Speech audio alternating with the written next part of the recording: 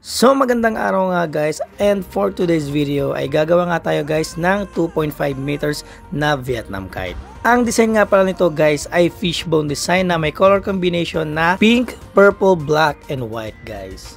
So dito nga guys ay sinisimulan ko ng buuin ng kanyang frame. So nilalagyan ko siya ng pampasikip sa kanyang mga tube guys para hindi umalog o hindi matanggal o maging maluwag yung kanyang magiging carbon.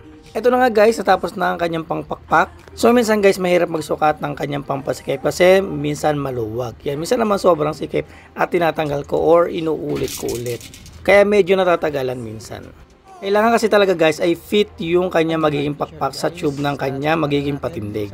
Pag maluwag kasi guys ay may tendency na maglamat yung ating magiging pakpak at doon siya mabali. At dito nga guys ay sinukat na rin natin yung kanyang apat na pakpak doon sa kanyang tela. Sa mga bago pa lang guys, may mga tutorial ako or may mga video ko na binubuo ko yung mga Vietnam kite. So kailangan kasi guys talagang sukatin yung kanyang haba ng pakpak doon sa magiging tela nito. So para banat na banat guys yung kanyang magiging pakpak. So dahil tapos na nga tayo guys sa pagsukat ng kanyang pakpak ay susukatin naman natin yung kanyang magiging buntot. Yan, ang hirap nga lang dito guys sa full body ay kailangan baklas kabit. Kasi nga kailangan ma-stretch mabuti yung kanya magiging body o dugtungan ng kanyang pakpak at buntot.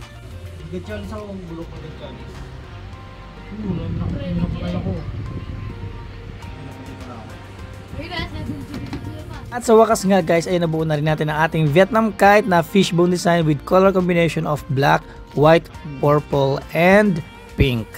So yan guys, kita nyo naman sobrang stretch at pulido talaga ang pagkakagawa natin dito sa ating Vietnam kite na 2.5 meters. So pumunta na rin nga pala guys dyan si Sir Dan ng Tanawan, Batangas para pick upin yung kanyang Vietnam kite. Ngayong araw din nga pala namin guys itetest flight tong kanyang Vietnam kite. Unfortunately guys ay walang masyadong kalakasang hangin ngayong araw. Tuwang-tuwa nga pala guys dyan si Sir Dan kasi nga hindi niya ina-expect na mas maganda pala sa personal yung kanyang Vietnam kite. Kasi nga guys, medyo may katagalan yung pag-aantay namin dahil pinatahipan namin sa Vietnam yung mga tela na gagawin naming Vietnam kite. Ang tumatahi nga pala guys ng aming mga Vietnam kite shirt ay si Pam Van Phuong from Vietnam. So siya yung kaibigan ko guys at lagi ko nakaka-chat dito sa Facebook. Yun nga lang guys ay medyo may kamahalan ang shipping fee. Kaya kapag ako bubuo guys ng Vietnam kite ay chinachat ko yung mga nais magpagawa sa akin ng Vietnam kite at tinatanong ko sila kung magpapasabay ba sila na magpabuo o magpatahi ng kanilang mga kite shirt. 5 meters na fishbone design. So kayo na tumingin kung anong kulay yan. Hindi ko. Purple, pink, white, tsaka black. Yan ang kulay niyan. So ito na si Sir Dan, yan. So, Tanawan, Batangas, guys, Sir Dan. Yan, tsaka yung, ano niya po, yung niya. Yan, so, matestingin na namin siya, guys, yung aming itong gawa. Yan, so, yung pagkakagawa niya, guys. Ito. Yan.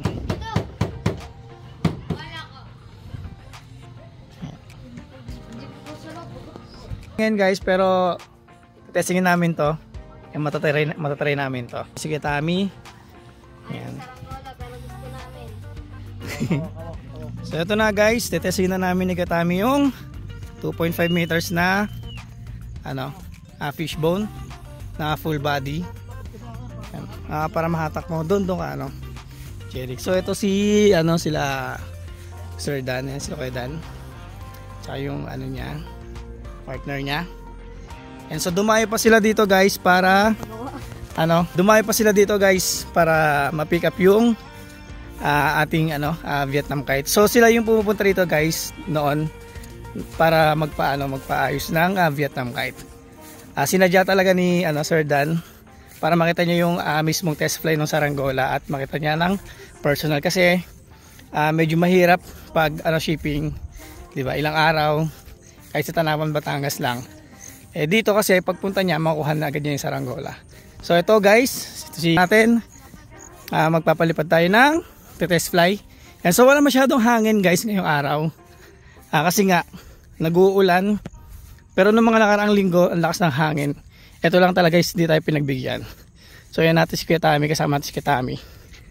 Ayan, palipad rin natin. So hopefully may magandang hangin sa taas. So ito guys is first na test fly pa lang. Yan. Okay.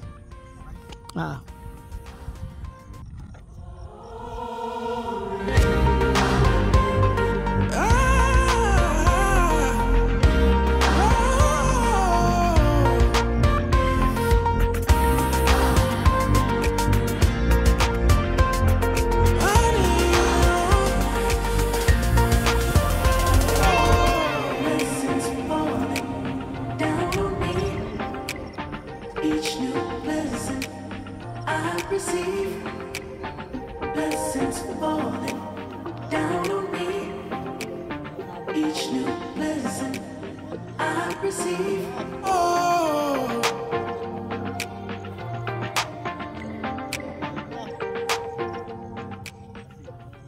So ayan guys, uuwi na sila. Medyo malayo-layo pa yung biyahe nila.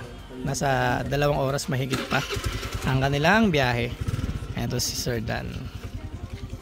Ayan. So ayun na yung kite guys, nasa kanila na. Tsaka yung tali. So bumili na rin si Sir Dan ng tali. Ayan.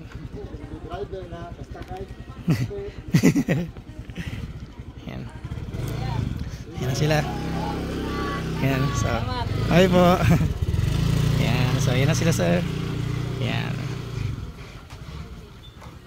Guys, maraming salamat sa aming sa aming panonood ng video. So, yes, kitams. So, next ulit. Peace.